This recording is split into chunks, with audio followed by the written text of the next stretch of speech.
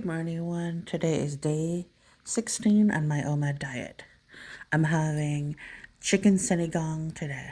It's a very famous Filipino dish. It has like tamarind, like a fruit that it's like tamarind fruit is like sweet and sour. So it like the broth kind of sips into the to the chicken and the vegetable. It has zucchini. It has potatoes. It has bell pepper in my backyard and green tomatoes. And of course, there's brown rice underneath. So that's the meal for today.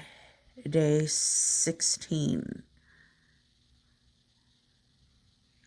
Chicken sinigang. Yum.